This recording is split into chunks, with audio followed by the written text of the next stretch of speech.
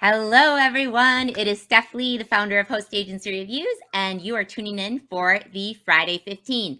And if somehow you've ended up on this and you're wondering what in the world is the Friday 15, it happens every Friday at 12 p.m. Central Time. And it's where you go ahead and input your industry questions to us, and we go ahead and answer them. And if we can't, we bring on an expert, which brings me to the guest today. So I'd like to make sure to welcome Avery Campbell, who is the Director of Advocacy and Industry Relations over at ACTA, which is ASTA's counterpart in Canada. So welcome, Avery. How are you? I'm great. How are you? Well, it's Friday, so every Friday I'm doing super, super, super well. Um, let's see, and for those that maybe aren't as familiar, if you know Eben Peck from ASTA, I think Avery, is that kind of your counterpart, you would say, in the US? Okay, Yeah. cool. What a fun crowd. Let's see. Well, let's jump into our question because we have a specific question that has to do with Canadian regulation. So this is from Alex, and Alex writes, "Hello, I took a look at your infographic on starting a Canadian travel agency and found it informative. I'm confused as to the difference between an outfitter and a travel agent. For example, I would love to start a company similar to the one here." And then they cite Wild Woman Expeditions, which I'll put a link to for people that are curious. And Wild Women Expeditions, they represent multiple outfitters slash suppliers around the world. Is this organization considered an outfitter or a travel agent? If I start as an outfitter, let's say a small expedition hiking trip in Quebec, do I have to register as a travel agent? What happens if I partner with other outfitters around the world under my supplier brand? Do I have to register as an agency? So lots of questions in here from Alex. So let's start with the first one, Avery. I don't know if you had a chance to take a look at Wild Women Expeditions, but would you say that that's a outfitter or a travel agency? I think so. I want to preface this by saying these are legal regulatory questions, and ultimately, registrants in a regulated province should be approaching legal counsel and/or the regulator to get formal advice.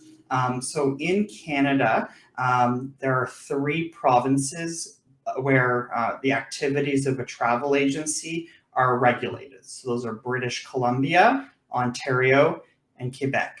If you're located in a different province or in one of the territories, these are not regulated and you are not subject to specific licensing rules. You are still subject to consumer protection rules and other laws and regulations that any business would be subject to, but there's no specific regulation. But if you are located or do business in one of the 3 regulated provinces, then you do have to look whether or not you meet the definition of a travel agent or another licensable class of business entities under that province's regulation. The term outfitter is a term that really is only used formally in the province of Quebec.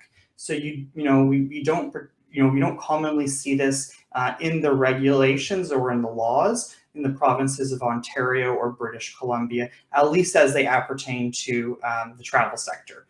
There might be other regulations outside of that I'm not aware of, but as it relates to the travel sector, an outfitter is not a regulated class in Ontario and British Columbia. So I think, I'm not in a position to say whether a business meets the Quebec's definition of an outfitter, but an outfitter typically is an entity that does hiking and hunting and fishing trips in the region.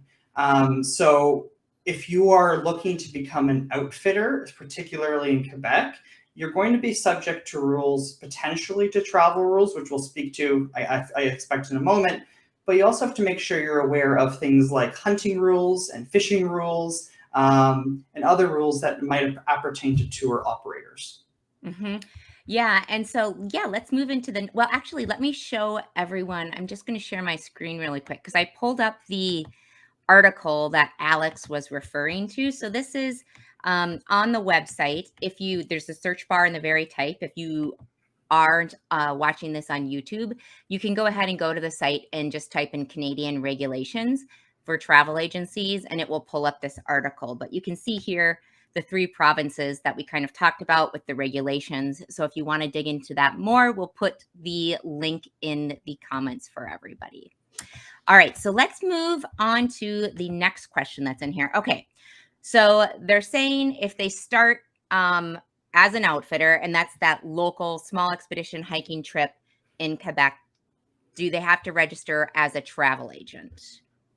So if they sell travel sold by another entity, then they would likely have to register as a travel agent. If they themselves are just doing local tours, then it is likely that they do not meet the requirements under the Quebec Travel Agents Act for registration under that class of licensee. However, there may be other classes or regulations that apply to outfitters that are not really in the wheelhouse of the travel agency sector, that any business, a potential outfitter business should consult with legal counsel to understand what their obligations might be in other aspects of the regulatory system. So if they were working, like if they worked with a local outfitter and were doing like canoe trips or something, and some fishing along the way, and they hired some fishing guides, would that be like reselling?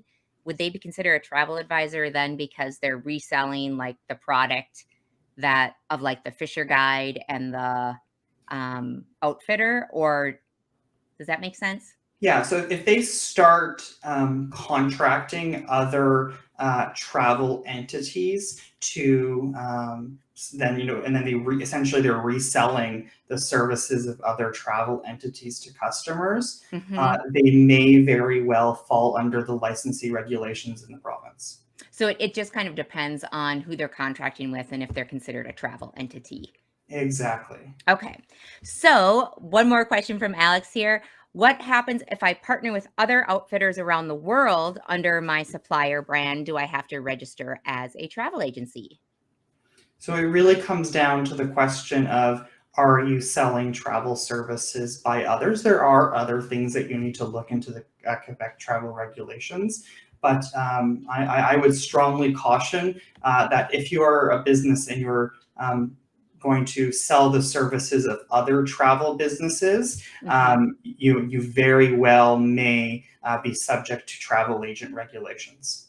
Yeah, I think that makes a lot of sense. Well, Alex, we hope that that answers your question. And Avery, thank you so much for coming on. Normally we have, oh, look there's Orion in the back hanging out. We usually keep the co-host on for the whole time, but since Avery is very specific in what he does, the other questions don't have to do with Canadian regulations. So we'll say goodbye, but Avery, thank you so much for coming on. And if people want to get a hold of you or learn more about ACTA and join ACTA, which I would highly recommend if you're a Canadian advisor, especially with everything that's been happening with the pandemic, we need all the voices we can for the travel advisor community to be lobbying and advocating for us. So Avery, what's the best way to reach you or learn more about ACTA? You can reach me at any time at A Campbell, so ACAMPBELL at acta.ca. You can visit our website, acta.ca, and you can go to our contact us, and you'll see phone numbers and the contact information for our membership managers and learn more about our organization. You can also follow the work that we're doing on social media, specifically Twitter and LinkedIn are great resources to follow our advocacy work in promoting the travel agent interests in Canada. Wonderful. Well, we will put those links in for everybody. And thank you again for joining us. Have a great weekend, Avery. Thank you. You too. Bye-bye. Bye-bye. All right, so let's move into our other questions. So our second question today comes from, this is anonymous. So they say, when you say travel agents can offer payment plans when a supplier doesn't, how is that done? If the supplier wants payment in full, how can the travel agent offer payments in this situation, and how will the supplier get paid if you do so? I'm asking as a new agent. All right. So first of all, I think what's happening here is Anonymous was probably looking at one of our articles. Let me pull all this up. So I'm just going to the site again, and what I'm going to do is the search box at the very top is I'll just go ahead and type in, I think it's 3 real life ways. 3 real life ways. Yeah. 3 real life ways travel agents save you money. So this is an article, a really popular article of ours that gives very tangible things that a travel advisor can do that an OTA or an online travel agency can't. So if you haven't run across this article, it's actually really fantastic. You'll want to take a look, and we'll put a link to that. But essentially, one of the things that we talk about here that a travel advisor can do that gives them a leg up over these OTAs is that you can pay installments for your trips, for most of your trips, especially if you're doing packages and things like that. So when we get the question, I think when Anonymous is asking, when we're saying travel agents can offer payment plans when the supplier doesn't, what that really should say is travel agents can offer payment plans when the OTA doesn't. And how that works. So now they're asking, if the supplier wants payment in full, how can the travel agent offer payments in this situation? And will that supplier get paid? And how will they get paid if you do so? So when you do these payment plans, they have to be booked in advance. So if somebody's booking a month out and booking their cruise or their vacation package, the supplier is going to want payment in full. So the kind of asterisks on this cool thing travel advisors can do is that it only applies for a certain amount of time before departure. So that's going to vary by what you're booking and who you're booking with. But you can look at anywhere from maybe like 45 to 90 days before departure would be kind of a good window on when they're still able. If they book before that, they'll be able to do it in installments, and the supplier will set the dates on when those payments need to be put in. And just a tip for you, Anonymous, because I know that you're brand new, always tell them if the date says that it's June 10th that it's due, don't tell them June 10th. Tell them like a week or 10 days early. So that gives you a lot of wiggle room and makes it so you can ease things over if you're not able to get a hold of the client or the client pays you late. That way you're still meeting those deadlines. So let me see. I think there was another part of the question. And how will okay. Yeah, so if the supplier wants payment in full, you really can't offer any payment plans after that. You could, but it would be very risky on your behalf, and I would never ever recommend that because that puts everything on you. So if you're having to put out money for that final payment because you're letting your client not pay for it, well, if the client walks away, then that's your money. And that's going to be a problem. So I would never put your money out there for a client's trip. And just make sure you do the payment plans that the supplier offers, and they'll walk you through everything as you're doing the checkout on their online purchase cart, or if you're calling into their reservation line. So hope that helps out. We're going to put that link into the article for the 3 ways travel agents can save you money. And then our last question of the day, and while I'm looking this up, don't forget, we have our survey going on, our annual travel advisor survey. You can go to hostagencyreviews.com/survey and take the survey there. It's relatively quick. And we want to hear from everyone, whether you're a new advisor, experienced, if you're an employee, if you're an independent contractor. We have already had over 1,000 advisors take it. We offer the information and the reports that come out of this free on our site. And it's really valuable for not only organizations like ASTA or ACTA, but it's also really great for you as an advisor for benchmarking. We do things like how much you should be, what the average or median income that new advisors make versus 3 to 5 years, versus if you're there for 15 years. We go over what types of fees people are charging for, how much they're charging for, and what specific services they're charging for. So it can be a really great way to get insights and competitive intelligence in a very useful way. So again, please go ahead and take that. It closes next week on June 15th. So again, go to hostagencyreviews.com/survey, and we'll drop that link in the comments as well. All right, so our last question for today, and then it's the end. It's time for the weekend. Okay. this question says, this is from Tukaram, and Tukaram asks, I take people on tours twice a year, once to India and once to the Mediterranean. Very lucky. It's about 60 plus people each time. And I end up figuring out the air travel for almost everyone, which is 120 tickets per year. Is it worth hooking up with a host agency considering my limited volume? Thanks again for engaging with me. So Tukaram, that is a very involved question because there's a lot of different variables within it. So I would say that it very well might be worth it for you. So some things you would want to consider if everybody is going to be in the same flight, if they're flying in from the same cities, or if you're having them say everyone meets in Washington, D.C. and they fly out from there. So that's kind of one of the things that's going to depend on. It's going to depend, are they on the same airlines? Because you might be able to charter something out depending on if everybody's, again, coming out of the same city. If they're flying first class or business class, and even just internationals, a lot of host agencies have contracts for that international air, depending on what airline it is. And that could actually give you quite a bit of boosted commission on your product. So I would definitely say chat with different host agencies and ask them, tell them exactly, that you're doing 60 plus people. Let them know if people are buying first class or business class airline tickets at all, letting them know that it's international, and then asking them what kind of airline contracts they have available to you. And airline contracts are just kind of like private fares that you can get commission on. They're either private fares or you can get commission on these tickets that other people may not be able to. The other option you can look at with a host agency is you can go through a consolidator, and consolidators kind of do the same thing. They're wholesalers of air. So they buy a bunch of air in bulk and they say they're going to sell it.